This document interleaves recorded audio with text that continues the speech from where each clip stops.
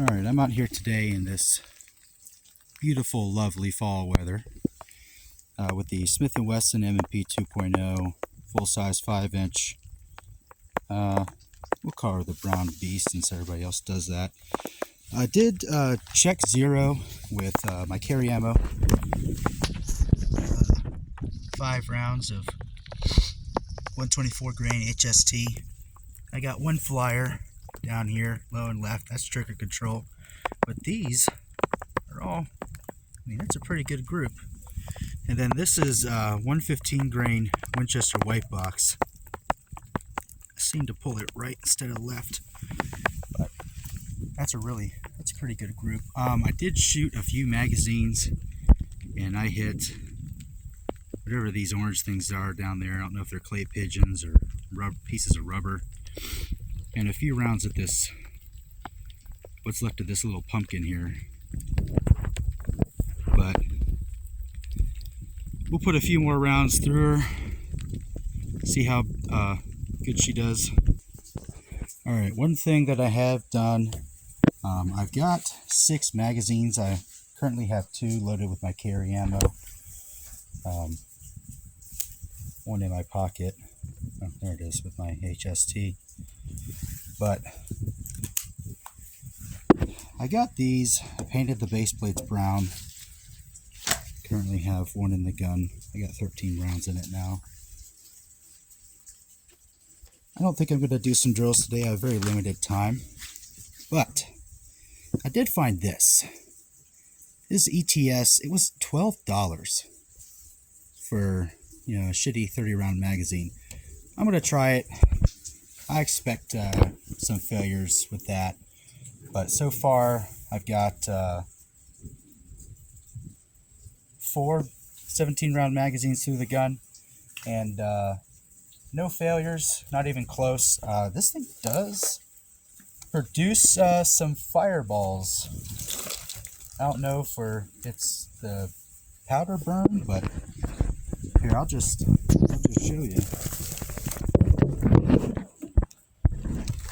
Man, range bag isn't cooperating.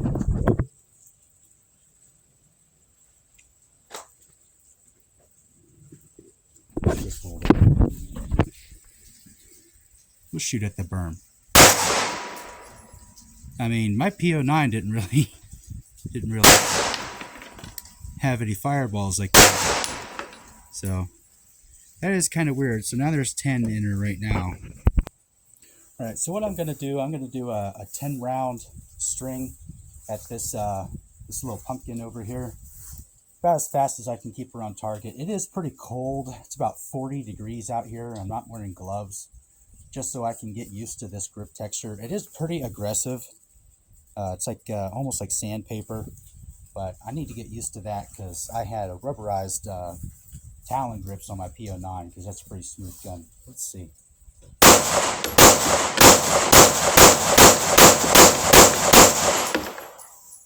It's not that difficult to keep on target.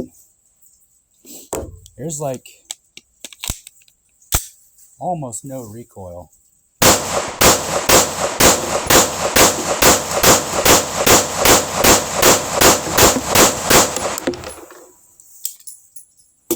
This is a nice, really nice gun.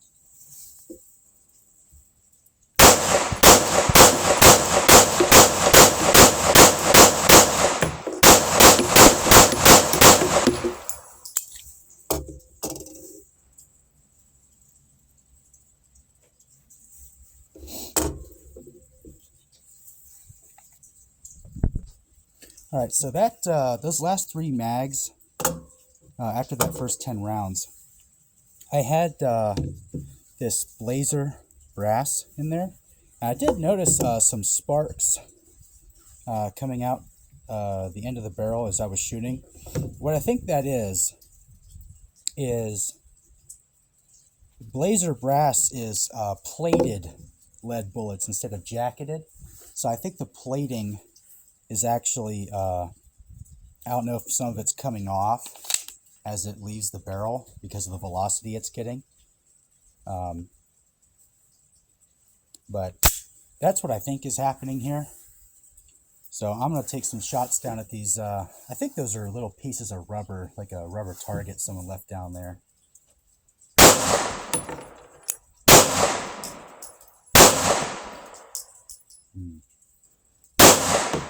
Really concentrating on trigger control because I'm not used to this. Oh, come on now.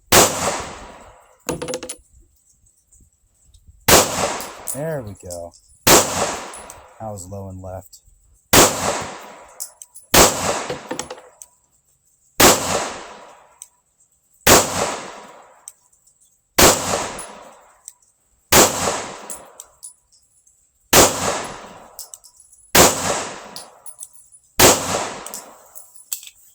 Okay, so all my 17 round magazines are empty. I have this 30 round magazine. Now, right now I've got 30 rounds of Winchester white box, so I'll see if those sparks are still gonna make an appearance. I highly doubt it though. I'll just take a few shots down there and see if this thing feeds okay. Yeah, this Winchester white box is definitely loaded hotter. It's louder, a little bit more recoil, and pointing is a little bit higher, which is more more consistent. It's more accurate. I have no idea if anything that I'm saying right now, if you can hear it, but right now this thing is feeding just fine. We'll see how long that continues. Yeah, there we go. I hit the bottom.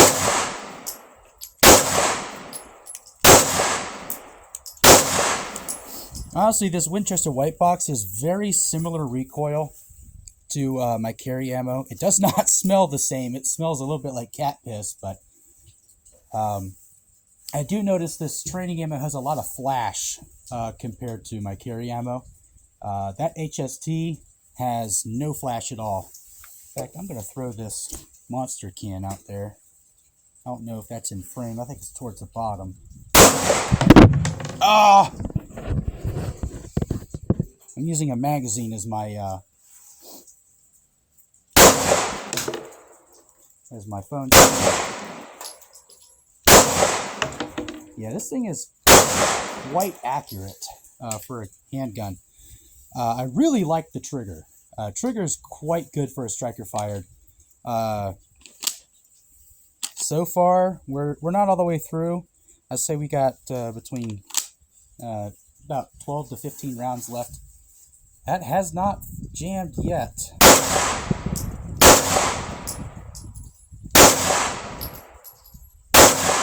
I pulled that one way low. There we go.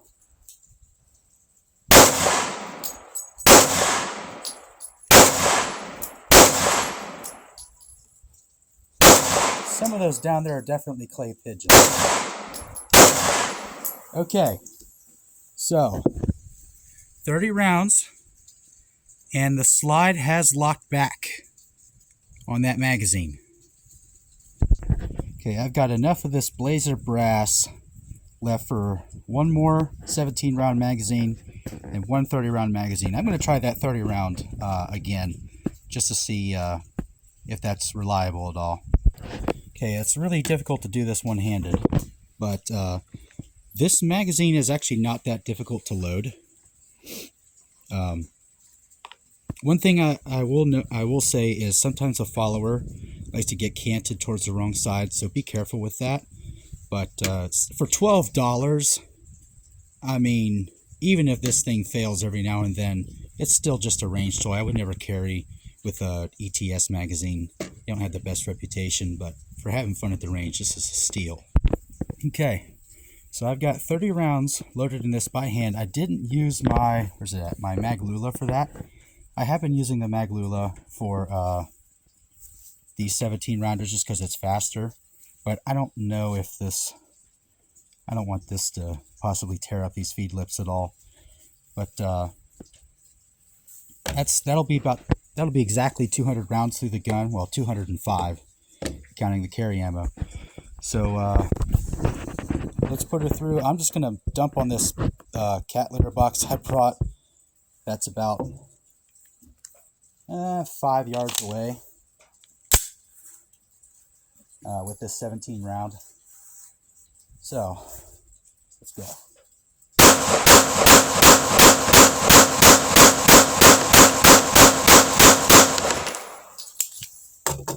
Okay. All right, I was going pretty quickly. You could tell faster you go, you pull it left.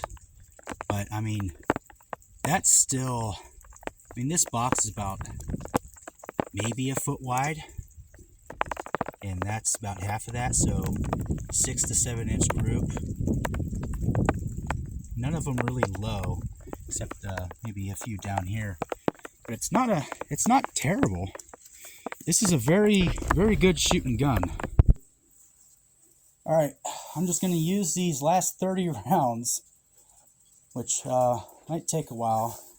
But there's some random stuff out here to shoot that's pretty small, like bottles that people leave out and whatnot. You can definitely notice difference in recoil between the Blazer Brass and Winchester White Box. That's for sure. And ejection pattern. I do notice the Blazer doesn't eject as far away. That's kind of landing about 2 feet to my left on my my range bag, whereas the Winchester White Box is landing 6 to 8 feet. Sorry, not to my left, to my right.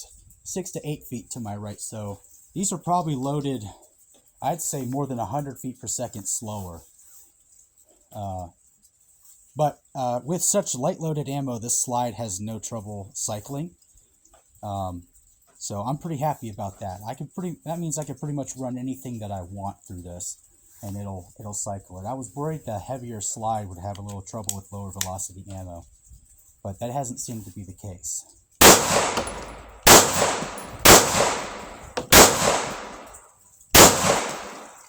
I will say I probably won't run Blazer Brass through this because it has a very different point of impact between that Winchester White Box and my carry ammo. You saw those two groups out here with on that box. They were in very similar locations for what I was shooting in terms of my point of impact with the trigger and what I was doing, whereas the Blazer Brass seems to be hitting an inch to 2 inches low depending on distance, whereas it was dead on with the Winchester White Box and my carry ammo.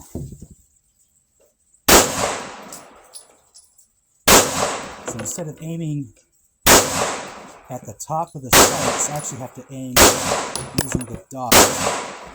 Yeah, so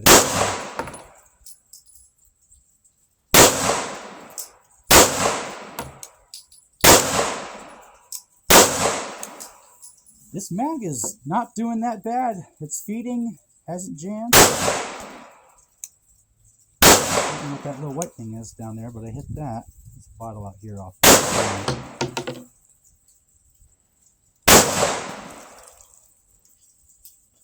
Can't find that can that I threw out there. I think I tore it apart. There's that bottle.